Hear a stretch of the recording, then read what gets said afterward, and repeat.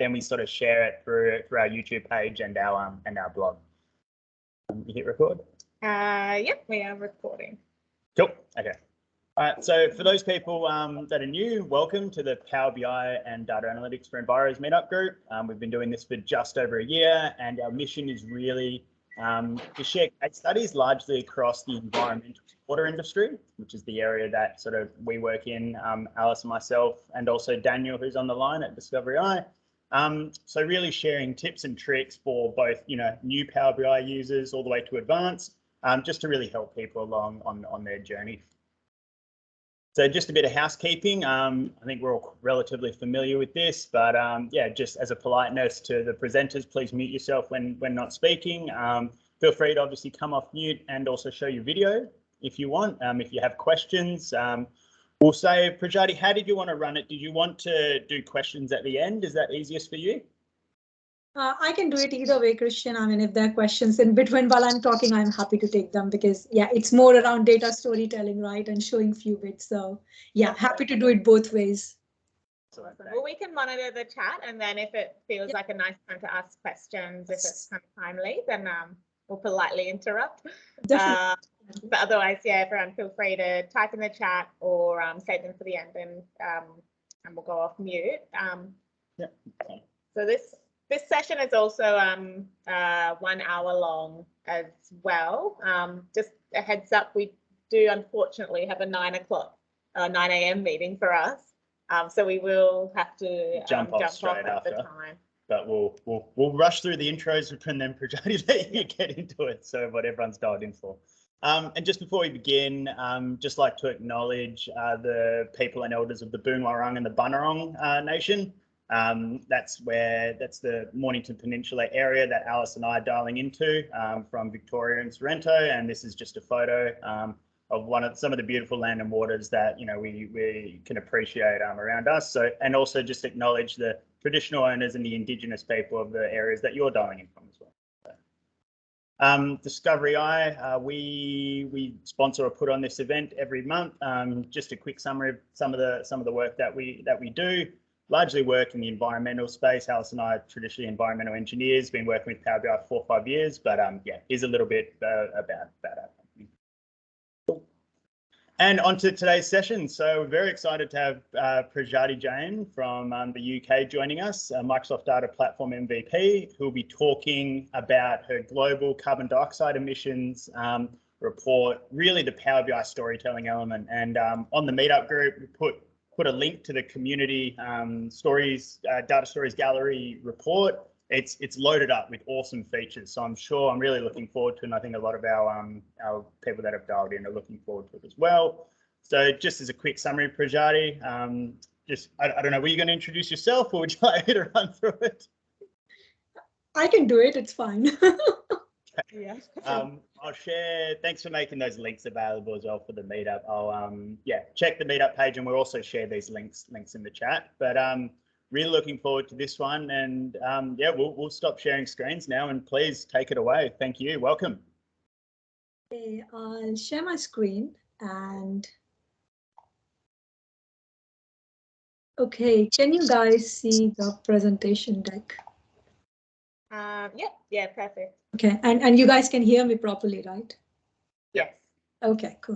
So first of all, thank you guys for making that breakfast session, especially who are joining from Australia, New Zealand, and also my fellow people who are joining from Europe side. It's night, it's late, I know, but yeah, thanks everyone who's joining this session. I'm quite excited for it because this is my first data storytelling session. So yeah. So thanks guys for inviting me and giving me this opportunity. So yeah, today in this session, I'll be talking about a report which I created a month back or so, and I'll just try to tell you how we can actually, pick up main elements from the data and create a story out of it so we can present it in a better or beautiful way from using any visualization tool, I would say. But yeah, I have used Power BI, so I'll be showing things in Power BI. So before I start the session, as Christian said, I'll just introduce myself. So yeah, my name is Pragati Jain. I'm a Microsoft Data Platform MVP. And if any of you guys who are active on Microsoft Power BI community, then you'll see me there as a super user. So super user is just like, it tells my passion across the community because I just love helping people with the Power BI questions. So that's why I am there, and I just spend a lot of time on daily basis helping people out there. Then I've got nearly 10 plus years of industry experience, and currently I'm working in London as a senior consultant at Avanade. I'm also organizer at the Data Weekender conference, and there's one thing, guys, if any of you guys are interested in, speaking at Data Weekender, then just, go and submit sessions there. I can actually share the session submission link in the end of the session because our next Data Weekender conference is coming on 14th May. One fun fact about me is like, I'm a painter as well. So I just like to proudly call myself a techie artist. So yeah, that's me. And yeah, I've got my own blogging website, my LinkedIn profile, Twitter, my Power BI community profile, and my YouTube channel here. So if any of you guys are interested in connecting with me on social networking, then you can just come and, message me here. Now, before I start my session, there's a basic agenda I have got. So in today's session, obviously, it's a global CO2 emissions Power BI storytelling, but for which I have used the publicly available data. And what I'll try to do is I'll just, try to show you few quick insights we can get in Power BI and also demonstrate few evidences around like what's really happening with CO2 emissions at a global level, and, what kind of measures or are countries really taking any measures to avoid that emission or not? So we'll try to find those kind of, data points within the data. And in the end, I will also showcase the ready report that I have got. And especially I'll try to show you why I used these particular visuals to, generate these kind of data points or represent these kind of data points, and also like what was my idea behind creating this story and what kind of information I wanted to generate and showcase in this report. And also on the right, I'm really kind of fan of this picture which I saw, I think 3 years back or so, if I remember correctly, where you have got like, whenever you're creating a report, it's not important what kind of visuals or how many visuals you use. The main insight should be very clear, and it could be like represented just using the basic visuals. You don't have to grab always custom visuals to get that kind of reporting. But yeah, I mean that's my point of view. But yeah, everyone has got different ways of creating those kind of insights. Many people love using custom visuals, but yeah, I kind of use them, but yeah, very, very rarely. But I generally try to use limited visuals which give a clear information from the data. So let's not wait much and let's just see what we have got today. Okay, so as this is a publicly available global CO2 emissions data, so yeah, this data can be easily found on a GitHub repository. If you just go there, you can see that data available. Let me just open that. Sorry, that's the wrong window. So yeah, it's available here. I just downloaded a CSV file from here, got the data in, did some data wrangling, obviously, because the data was not in the format I wanted it to be, did few bits with the data, and then represented the information. So I'll just give you a quick idea around what the data is. So this is the CO2 emissions data, which I downloaded from that GitHub repository. And you can see like it has got information around different countries and in what year, how much CO2 emissions they have got. And there are so many metrics in here, but I actually limited my analysis to only total CO2 emissions. So like, for example, if you see this data, you have got so many elements or metrics in here, like CO2 emission per capita, then coal CO2 emission. So these are the different kinds of CO2 emission type, I would say, like whether the CO2 emission is by cement or by trade, by coal, by flaring. And there are so many things around like gas or oil. But I just took only the total CO2 emission based data and just try to visualize it. And in the end, if you see, there are a few more information which I have actually not considered, like, for example, population information or GDP information for those countries, because obviously population or GDP can have a greater impact on analyzing the total emissions over time. But let's see what I have done. So I just wanted to show you, like, this is a simple CSV flat file, but yeah, I tried to just modify it in different ways. So what I did was I took that CSV file and tried to split it into 2 data sets for myself. So what I did was in one of the data set, I've got like demographics information around the different countries. So like I've got country, I've got their latitude, longitude, their region, their capital city, etc. And then there's another data set which I've got. So what I did, I took that CSV file and summarized it at a year and country level. So what I end up with was I have a country, I have a year and a total CO2 emission value. And what I also ended up creating was emission type.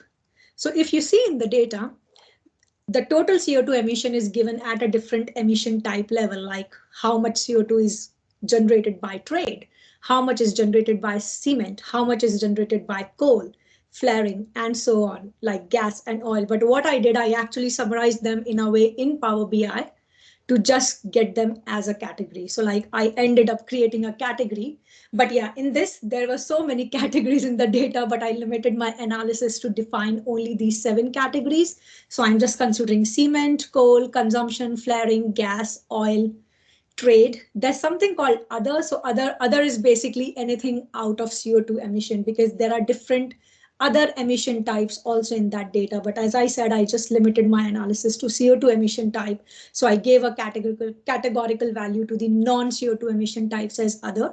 And there were certain CO2 emission types which I haven't considered under trade, oil, gas, flaring, consumption, coal and cement. So I've just given them unknown because I just wanted to limit my number of categories to 6 or 7.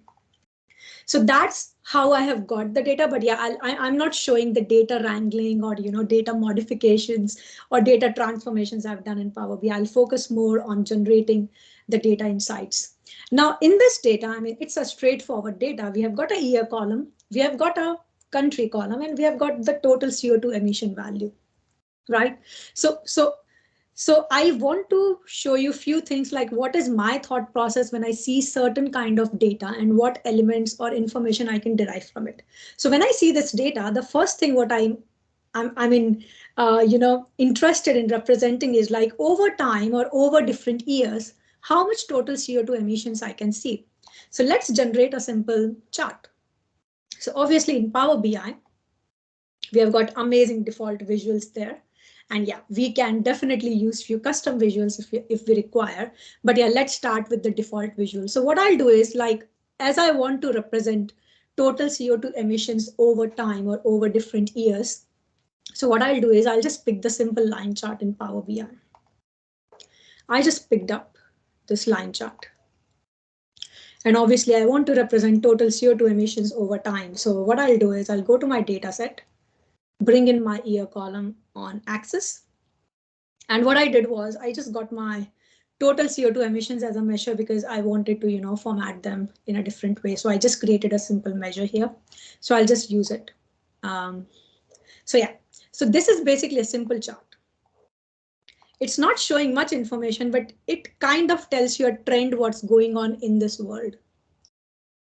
So this data set has got, data since 1920 till 2020. And obviously there's a caveat that 2020 data is incomplete in the data set I'm using. So I'll ignore 2020 for now. But if you see, we have got so much data since 1920. So you can easily see like how the total CO2 emissions globally have increased over time. So it kind of gives an indication, yeah, something wrong is going in this world, right?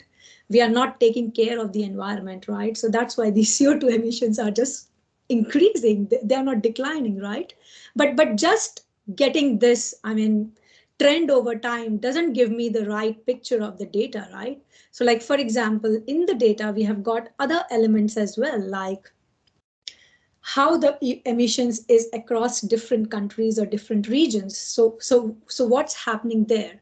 So let's see if we can try to bring up some other information. I'll just do this. Okay, so what I'll do is I'll just pick up a simple column chart, clustered column chart, and I'll try to represent my total CO2 emissions by different countries and see if we can get some insights like which countries are really doing worst and which countries are actually doing good in controlling their CO2 emissions. So simple, in the data, we had something like name, which is actually the country name. And I'll just move my total CO2 emissions into values. So now if you see, we can clearly see like United States, China, Russia, Germany, Japan, and India. These are the top 6 countries with the maximum, CO2 emissions over time. And if I just go further down, there are very, very small countries I can see, which hardly have any CO2 emissions. But this information can be misleading, right? Because obviously, when you compare a smaller country, so when I say smaller country, I'm talking about from the population point of view. Like when I take a smaller country and I take a bigger country which has got more population, I mean, if we think logically, obviously, the country with maximum population should ideally, end up with more CO2 emissions, right? So this information is helpful, but maybe it may, just give us wrong information. But I'll come to that point in some time. But what if I convert this chart to something else? Like suppose if I add emission type in this chart and see what emission type is really causing the maximum part of total CO2 emissions generated by these countries. Let's see how this works. So what I'll do is I'll just take my emission type, which I created, and see if this works. Okay, this chart doesn't work, right? Because it's kind of showing me very thin bars and they are not very much clear. What if I convert this chart from a normal column cluster chart to a stacked column chart? Let's do that. Now, if I do that, okay, I have a better picture of things here. Like for example, okay, one thing, let's remove unknown from this, visual and see what actually the other categories are doing. Because as I said in the starting, unknown was something I was not sure of what kind of CO2 emission type is that. So I just categorized them as unknown. So let's see what clarity we get after giving a visual level filter here. So what I'll do is I'll just put a filter here on my CO2 emission type. I'll select all and I'll just remove unknown for now. So now if we see this chart, it kind of gives us a little more insight. Like for example, for United States, I can see like consumption, oil, and coal. These are the top 3 factors that are causing the CO2 emissions most. So I get a better insight now. But now suppose if I put, now I've got so many countries here, right? Now, one rule of thumb, what I always follow is like, if I'm representing information and if I've got so many points on my x-axis, I always, and especially the categorical x-axis, like wherever it is, like age groups or countries or regions, I always try to show a picture of top 10 or top 15 or top 5. Because that just, gives user the right information. Okay, these are the top 5 countries with the most CO2 emissions, and this is a split by different emission type. That's it. I mean, obviously, the user doesn't have to scroll to the right. And obviously, it's not a good user experience while you're creating a report that you're asking user to actually scroll to the right way down, right? So what I generally do is like, let's just select top 10 countries maybe. So what I'll do is I'll just put a top and filter. And let's go for top 10. And I'll go for top 10 based on my total emissions. And I'll just apply that filter. So that chart becomes way too clearer for me to put on a report, because there is no scroll bar. User can directly see, okay, these are the top 10 countries with the most CO2 emissions, right? But there are few anomalies in the data. Like for example, if I make this bigger, you can see somehow China has got CO2 emissions against trade as negative, which is hard to believe, right? Because China is like one of the biggest exporter, right? They're like one of the big ones in trade. How can they have that? But that could be something in the data. But this is something I just found while representing the information. So it's what I'm trying to show here. Like there are few data anomalies or challenges with the data, which can definitely be clean. But I generally, sometimes keep those kind of anomalies because they can just, help users to think a little bit more, okay, why that can happen? What could be the reason of this, right? So that's the kind of anomaly I wanted to, show here. Then further in the data, so what I'm just doing, guys, is I'll just try to show you a few things here, and then I'll go back. I'll just take you through the report I've created and what kind of information I've tried to derive there. So this chart looks good, and let's just keep it. Now, what other information can we derive? Okay, so let's see a distribution by maybe different emission type, like what kind of, like what proportion of total CO2 emissions is by different emission types, like which is the highest one causing it. So, okay, when we think about distributions, obviously to my mind, pie chart come as the first visual. I know not everyone will, agree with that, because pie charts can be misleading in some cases, but let's see how it represents information in our case. So what I'll do is I want to represent total CO2 emissions, and I just want to break it down by CO2 emission type. So this is what I get. So I can clearly see, okay, unknown is again there. If I remove it, then the data is better distributed, I think. But if you see in the pie chart, obviously, if you see the coal and the consumption, the size of the pie is really, very much same. So obviously, in certain cases, we should avoid using pie chart. What about if I use a donut chart? Does it give me difference? Not much difference, but yeah, it's up to you if you want to use a different kind of visual. But yeah, I generally recommend that not to use pie charts or donut charts where you have like two different sections of very similar size, because that can give like a different, wrong conclusions to the user. So I generally go with and use a normal bar chart or something like that. But yeah, in this case, our data is very much distributed in this way, so that's why we won't see that kind of difference. But yeah, let's stick to donut for now and just keep it. So that's the other information we can derive from the data. But if you see, we have got some kind of demographics data, so we can actually create some nice maps. So let's see, like by region, how can we represent, by region or by country, how can we represent information? Let me create a new page actually. And what I'll do is I'll just bring in a normal map visual, drag some information here. So what I really want to understand on a map visual is what's the distribution of CO2 emissions by different countries. So what I'll do is I'll just move my name to the location, and I'll move the total CO2 emissions to the size. And let's just change the color of the bubbles because our map's background is blue again. So let's make it something different or contrast color. So this is something I always keep in mind, like if I'm like representing information on the map and the kind of map I'm using, the bubbles should not blend with that color, because otherwise they are not noticeable, right? So it's always good to have that color scheme in your mind while you're creating these kind of visuals. And always also in the maps, you can go and choose different options as well. Like if you want an aerial theme, dark theme, whatever works best for you in your scenario, you can choose it that way. But yeah, I generally stick to the theme I have chosen. So whatever best works with it, I use that. Now, suppose on this map, I want to create some kind of drill down, like I want to see the information at a region level first, and within that region, I want to drill into different kinds of, countries. Then how do I do? Obviously, everyone knows how do I do is just like I just move region to this location element. And what I'll do is I'll just make it a little big.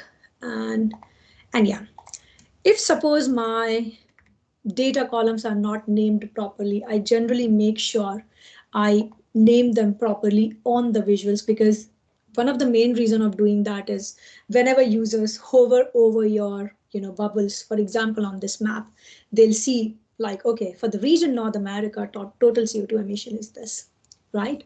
And obviously from there, they can drill down now. So they can drill down and see all the countries within that region. And then obviously, if I go there, I get a drill up option. Okay, I'm using modern visual tooltips right now, so I've already enabled them on my Power BI report. That's why they come up by themselves.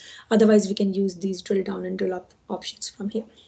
So that's how I really like doing the map charts. Like, show our information at a higher level and give user, a capability to drill down further on the same chart and see, country level view to get those numbers. Now, the other thing, in this data, whenever we have seen total CO2 emission, we have no clue in what unit they are represented as, right? And we have never, shown them on the tooltips like, okay, it just shows me 102, 1061. That's it. I don't have any units against it, whether it's in tons or billion tons, whatever it is. So to handle such kind of situations, what I generally do is, rather than creating a measure by concatenating it with the custom unit, or there could be different ways of doing it as well. What I generally do is on my reports, I have on the top saying, okay, what are the units for the metrics that I'm showing on the report. That's the easiest thing to do, because whenever the user opens the report, he or she can directly see at the top, okay, the metrics on this report are measured or shown in this unit. So whenever they are hovering over it, they never have a question in mind, okay, what's the unit behind this number that is shown on this chart? So that's the other kind of thing I really like to do. Now, let's go to the report, because I really want to show how I clubbed my report and how I drilled it to the detailed level. So let me go back and show you the report finally. So yeah, I'm currently showing things in Power BI desktop. Okay, so this is basically the global CO2 emission analysis, what I did. And in this, what I have is I have got a summary page only. Every other tab is hidden, because from this summary page, I have given capabilities for the users to drill into different levels. Now let's see how. If you see this report, the first thing, whenever I create report, every time it comes to my mind is I need to have some kind of KPIs at the top. Because KPIs are something, whenever a user lands to your report, it gives them a high level insight on, okay, so the user knows it's a global CO2 emission analysis. And obviously I have got some kind of, information here already below the title, like, okay, I am analyzing global CO2 emissions, which is from 1920 to 2020. So it's a small information, but it helps user understanding, okay, what's your date range of analysis? Because someone can just analyze this data over last 10 years and the results will be different. But I have analyzed it since 1920, so it will give anyone a different result, anyone a different view of the numbers whenever they see the report. Similarly, when I talked about the units, now you can see I've given it at the top below the title that my CO2 emission unit is billion tons. And I've tried to highlight it in a different color as well, even making it bold, because that is something, user should catch once he or she lands on the report. Like, this is what the unit of emissions is on this report. Then here, what I tried to do was, as I was talking about KPIs, I really love having KPIs on the reports for giving a high level summarized information. So you can see, like, on this KPI, what I really did was I kind of compared my CO2 emissions for 2020 with the 2019. So you can see, like, for overall CO2 emissions globally were 67.29 K in 2020. And when it was compared to 2019, it went down, because in 2019 it was 105 K and it came down to 67. So yeah, it has gone down, and I've given it a green indicator because going down in CO2 emissions is a good indicator, right? And if it is going up, obviously it should be red. So that's why the color of my indicators are like, okay, 2020 total emissions have gone down, so it's a good news, so it's green, right? And if it's gone up, it's red. And then obviously on the right, you can see like how the total emissions have been globally complete. Now here, this is what a custom visual I've used. I think it's a scroll bar or something. Yeah, we call it a scroller. I really like this scroller. I mean, I always relate this to the trade market screens. Actually, my husband is a trader, so I've seen on his screen slide, because he continuously monitors the market shares, right? So I always love the scroller bars, and I've used them on few of the reports as well. So yeah, this scroller bar is sometimes, really helpful in showing, like, for example, here, what I'm showing is I'm just showing, like, for every country, how much the total emissions has been and what's the proportion of that emission when compared to the overall CO2 emissions at a global level. So it's showing like two metrics against a country. So it's kind of scrolling as well. So you see the values changing for different countries. So that's why I like keeping a scroller bar at the top when you have like information for multiple categories and you just need to show it at a higher level. So this really works well for me. So that's what I've got here. And obviously on this chart, it's again like at a region level, I've tried to represent total emissions, total CO2 emissions. And you can see like at the top, I've given users proper, instruction kind of thing, like, okay, use drill down to region to get to country level, because you never know whenever users are, you don't know if the user is a new user or an experienced user who's going to see the report, right? So you need to make sure to develop a report from that point of view, like if someone who doesn't know Power BI or doesn't know the drill down capability or drill through capability in Power BI, then how or she will get identifier like, okay, on this chart, I have a drill down or in this chart, I have a drill through, right? But obviously now Power BI is making things easier for the users. Like, for example, if they hover over one of these bubbles, it comes up with a tooltip like saying, okay, this is the North America region and total CO2 emission is this much. From here, you can drill down or you can drill through as well. So this is what I have created in the report. I've just got a summary page with the summarized information. And from this page, I have enabled the user to drill through to a region specific information as well.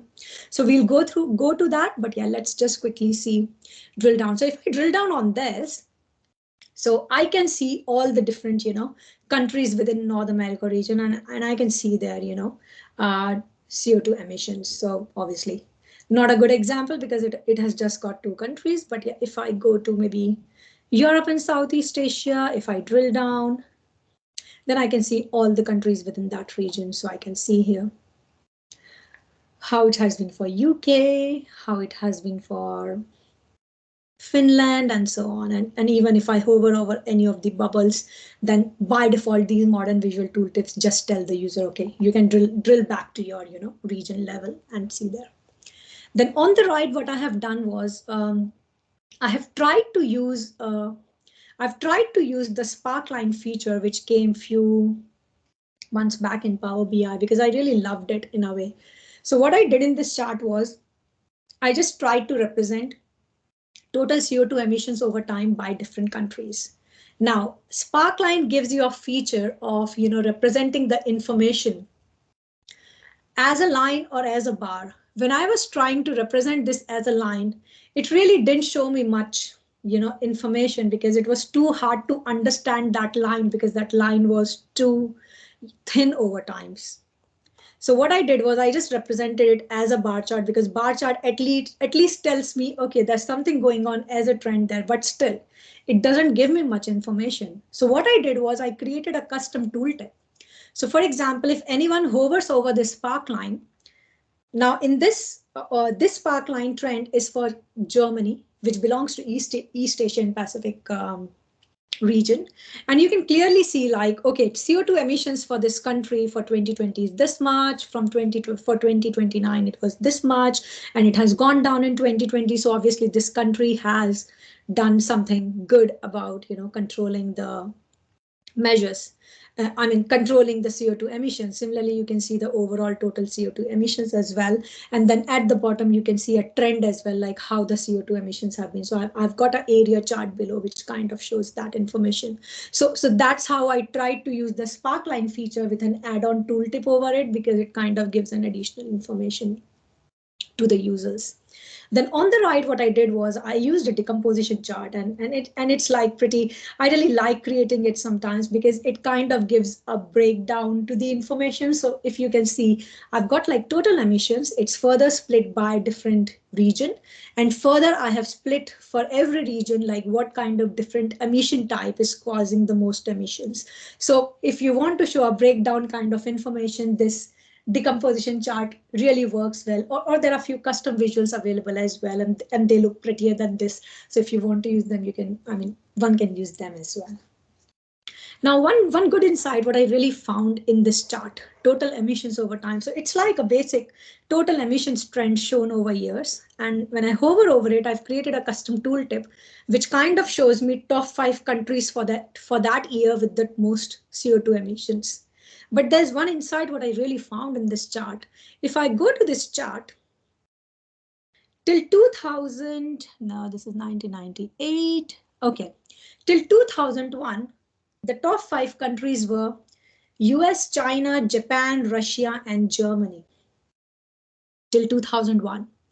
As soon as I go to 2002, till 2002, Germany, Russia, Japan, China, and United States are the top 5 countries with most emission. But if I go to 2003, next point, yeah. In 2003, if you see, Germany has just gone down from that list. And you see, India has actually been added to that top 5 CO2 emission list. So you can clearly see a difference, like Germany has definitely taken some measures to control their CO2 emissions, and India is really performing worse on controlling their CO2 emissions because they were never in top 5. But since 2003, they are now in top 5. And if you go further down, India is currently at the 5th position. But if you go further down, India will made it to the top 3. So till 2020, if I show you, India actually came from 5th position to 3rd position, which is way too bad for them.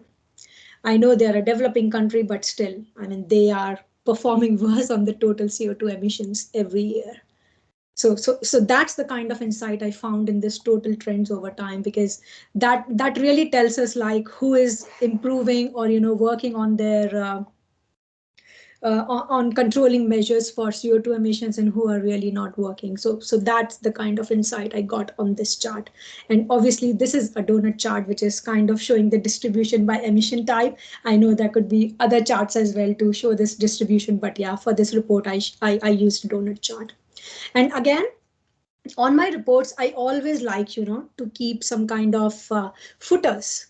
So like, for example, this CO2 emission type is something I really wanted to explain it to users. I could have given an information icon here and given information there. But yeah, I really wanted that information to be visible every time to the user. So I just gave a definition to my emission type, like what I really mean by that and what it constitutes. So in those footers on my report, I generally prefer having these kinds of information kind of things that's always in front of user's eyes, which can confuse them. So I just use a footer to display those kind of informations.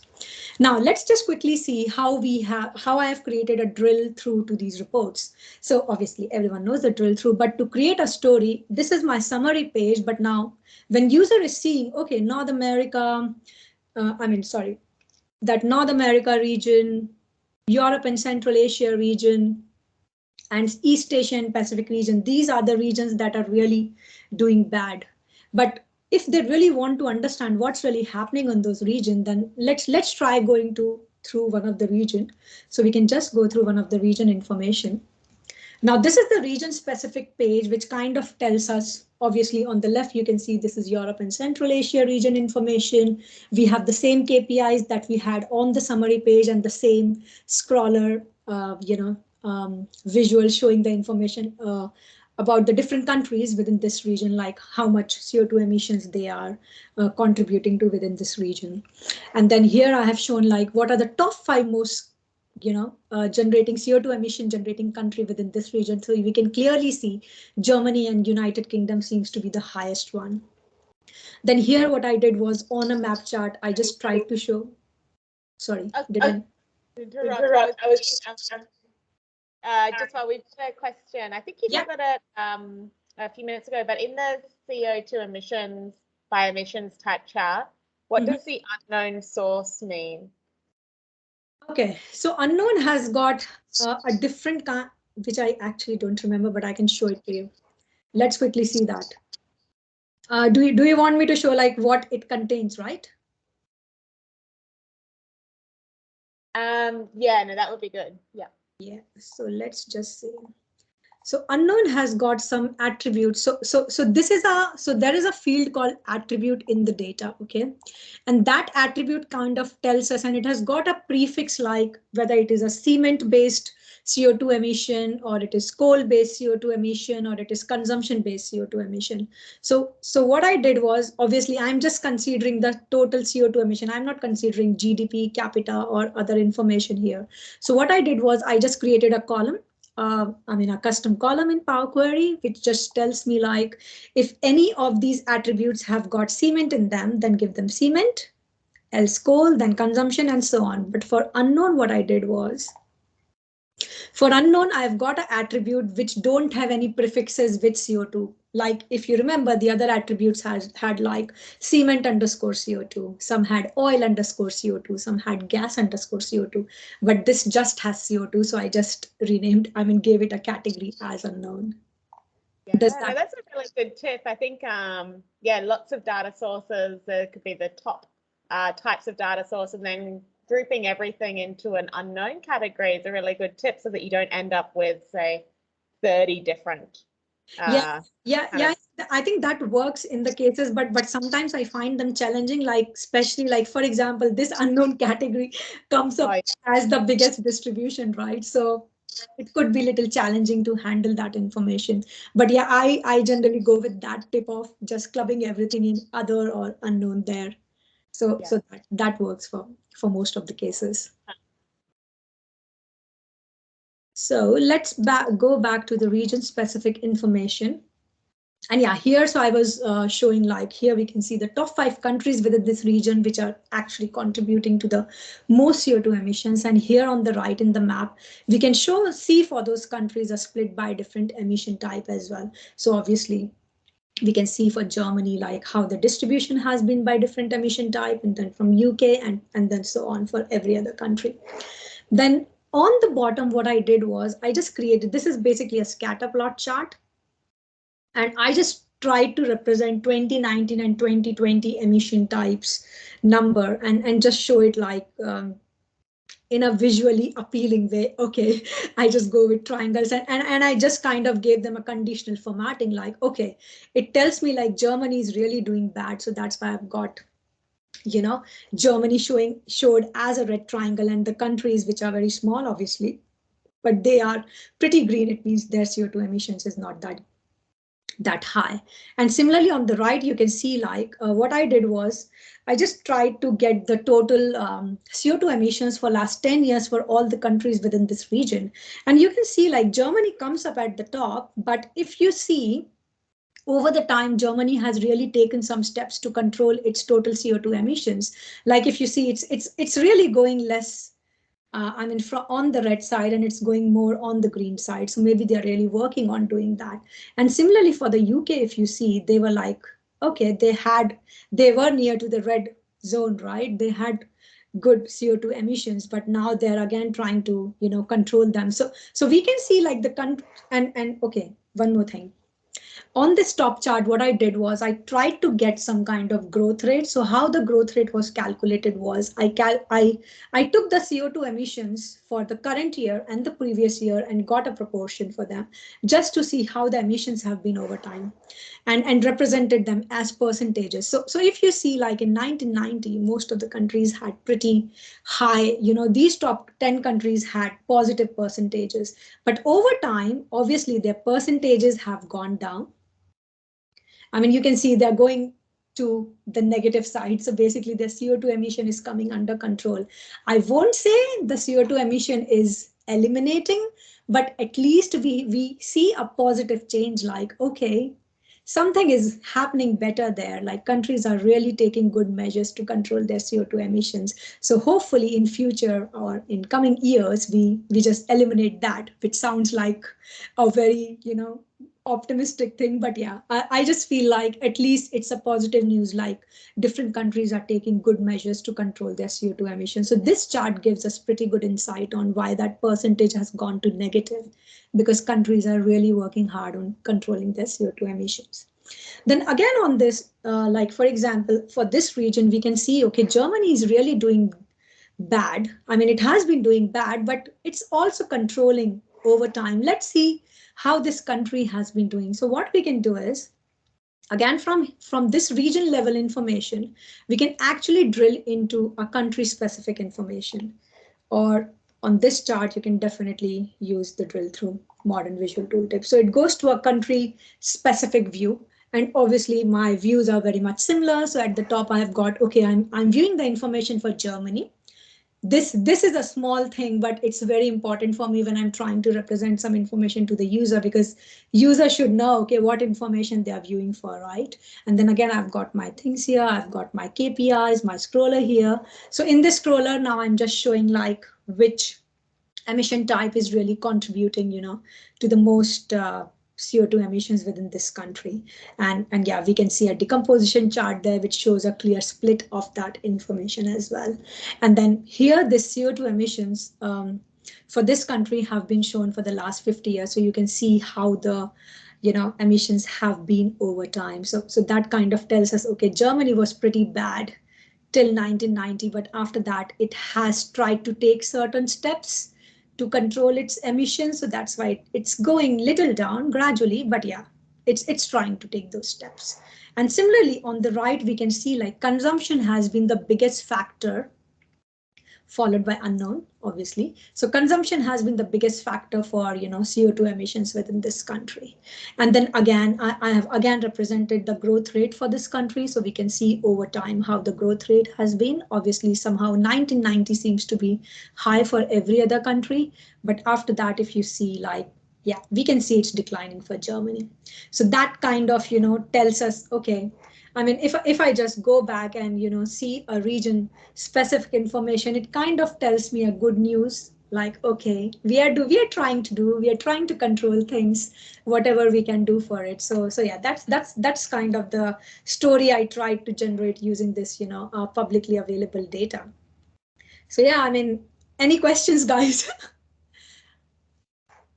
Oh, that was fantastic. I love all of the data storytelling tips, all of the way you've used the titles and the user kind of navigation prompts, and the use of drill through has been really interesting so you can get the deeper insights.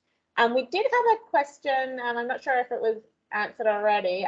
Fernando had a question about how is your heat chart sorted? So I think. Sorry, which heat chart? You mean when you're looking on the region specific, and yeah, I think it was the region specific page here. Just how is that sorted? Is that the countries with highest emissions at the top? It's sorted by total CO2 emissions. Yeah. So that's why, like, if you can see, like, Germany is the country within this region generating most CO2 emissions. So that's why it's at the top. So yeah, it is sorted by total CO2 emissions. Yeah. And yeah, I just tried to give the same conditional formatting to my values as well, because I kind of wanted to give that heat map kind of view to the users, because I wanted them to understand only based on colors visually rather than going through the numbers, because I just feel like sometimes putting a lot of numbers can confuse users. So you need to represent information sometimes visually so that they can just process that in their mind based on a good and bad scale. So that's what I tried to do with these heat map charts here. Yeah, no, that's excellent. And we've got a question from Anthony. How did you create the color gradient legend on the scatter chart? So I think this is a fairly new feature. That comes by itself, Anthony. Yeah. I didn't do it anything. So what I did was I just gave a conditional formatting, right? So I kind of defined a conditional formatting to my, so it's based on a measure, obviously. So I created a measure, used it, and yeah, this legend this just appeared by itself. I won't take credit for it. It was Power BI that gave me that. Yeah, so I think, do you get the legend when you use the gradient feature now? So it's not like when you do conditional formatting, it's not for the field value or the rule, but if you use the gradient, then it comes out of the box now, I think. Yeah, so I use the gradient for sure. And yeah, when I'm using the gradient, it kind of shows you how the values are distributed between the lowest color and the highest color, because it's a gradient. Yeah. Thanks for adding that, Alice. Yeah, that's right. Yeah, no, that's awesome. It makes a big difference, I think. Before that feature came, It was always hard. You had to design your own legend. Yes, and I think it was kind of hard as well to design your own legend. I mean, I really don't know how people did it because I've seen few reports where people really created their own legends and really don't know how they did that. But yeah, now this feature is in Power BI, so it just comes by itself. Definitely much easier. We have a couple more questions from Hader. So how do you feed all the information into the Power BI software? And what are the pros and cons between using Power BI and Excel? And just a follow-on question, or would you prefer to use Power BI instead of Excel? Okay, I just don't want to make Excel users sad, but yeah, I'm actually not that expert in Excel, guys. But yeah, I really love Power BI because it gives me more flexibility of doing things. I mean, I'm sure Excel people will say because you can do a lot of stuff within Excel, but yeah, due to my limited experience on Excel, I have done most of the stuff in Power BI. So I love doing it in Power BI. And even, I mean, it's an honest answer, guys. Whenever I get into a new project and get the raw data from customer, the first thing I do is put that data in Power BI and just try to see the key data points I can see within that data, like whether that data is really useful. Because sometimes when you get something like that from a client, the question is this data enough for you to generate story? So I just put everything in Power BI and do that. And also, yeah, Power BI comes with challenges as well. I mean, obviously there could be data challenges like while we were creating the report, there were like few anomalies I showed you, but when I created this report, I actually removed those anomalies by applying filters to the reports. So we only see the right information. So yeah, there could be few scenarios where, you are not able to transform data properly or remove those things from the data, for which you may need a different environment to do things, like maybe a database, or you can do things in Azure, transform your data and then bring it to Power BI basically. But yeah, still Power BI gives you a lot of, flexibility of doing things around. So that's why I prefer doing Power BI. Definitely. And Fernando's reminded us that Excel is not a database. Oh, yeah. And I guess especially for the ability to share reports with other people, Power BI is amazing. You've published this up online. It's you've used the public web so people can interact with it. I published this report, I think publicly, because it's a public report, right? So I just published this report through my Power BI tenant. I mean, so it's available publicly, like anyone can view it basically using this link. So that's a good thing, like if you're doing few things. And obviously, if you want to do things in a secured environment, then Power BI gives you facility to create those secured workspaces and then, share reports with the limited users. So yeah, that's a good thing about Power BI. Yeah, and I guess it's interesting because a lot of people, when they transition, lots of people start off in Excel and then they transition to Power BI, but it doesn't always have to be one or the other. So I think the Power BI team's making it a lot easier to integrate the two together with their making the data sets discoverable. So Power BI data sets discoverable in Excel. You can do extra analysis in Excel, but still connect to that single source of truth. Yes. It doesn't have to be an either or. You could do both, I think. Yeah, I mean, I'm actually not, again, expert in Excel. I'm not sure if you can do the data modeling stuff in Excel, but yeah, like I really find it easy to, modify, create those dimensions and fact kind of table structure in Power BI easily. So yeah, I mean, I think it also depends a lot on the kind of experience you have got, right? Like I haven't worked on Excel, so yeah, I don't know much about Excel. So obviously I have worked on Power BI more, so it always comes to my mind is like, okay, bring everything to Power BI and try. So it's like that for me. Exactly. Yeah, that's for us too. I'm forgetting all my Excel skills now. I guess the guy in the Cube team did put out a recent video about making that integration or that jump from, integrating Excel and Power BI. And I think that was quite a valuable video, especially for, business users that have strong Excel knowledge. But yeah. We might leave it there. I'll just quickly share our screen.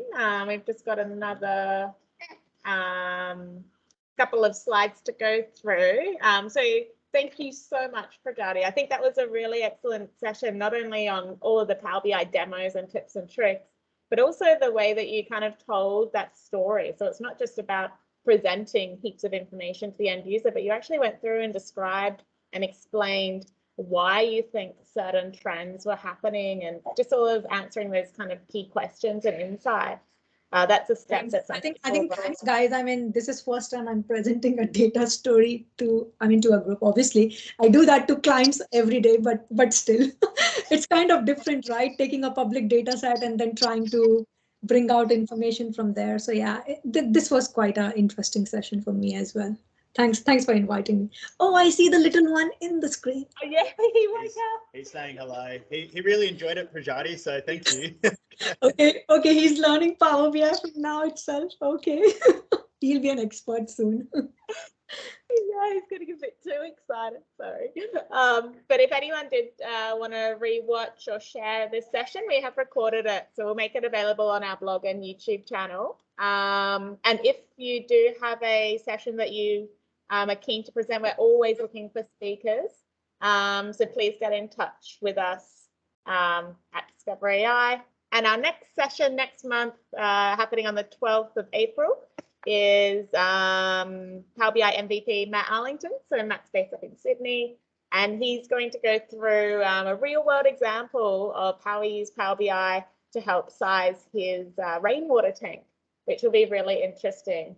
So he's got a bit of a blog and a video on this, but this will be a really nice session where he kind of demos through the thought process about, okay, we've got this problem, how do we go about tackling it in Power BI? So I'm really excited for this one. It's be a bit of a practical session as well.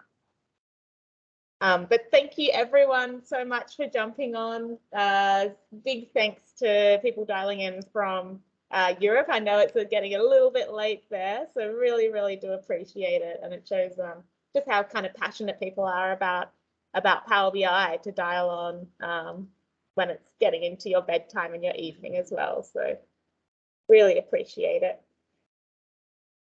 Thanks, Alice. I think it was a great pleasure presenting here. So yeah, enjoyed it. Oh, thank you. And definitely, guys, I mean, send me feedback if you have for the report, because I always look for, improvement. So yeah, just send me ideas if you have something for this data, like what additional thing we can add. Like I know a per capita analysis could be a good one for this information on this report. So maybe send me your feedback. How do you like this? I mean, how do you find this report? Did you like it? Did you think there could be something else added on this report which can improve it? So yeah, that will be great, because I would love to do those kind of improvements. Yeah. Awesome. And I think we shared all the links to the reports in the GitHub, and we'll reshare them in the blog as well, so everyone can kind of access. And no, that's awesome. Thank you so much. I'm going to have to jump off now. Unfortunately, we didn't plan so well. We've got another meeting. But really looking forward to kind of following you in the community and yeah, learning more about your data storytelling tips. Definitely, Alice. And yeah, likewise. I've seen your data stories. So yeah, I love them. Oh, thank you so much. Well, have a good day, everyone. And yeah, thanks again for dialing in, and hopefully we'll see you next month. Thanks, everyone. Thank you. Bye. Thanks. See you later. Bye.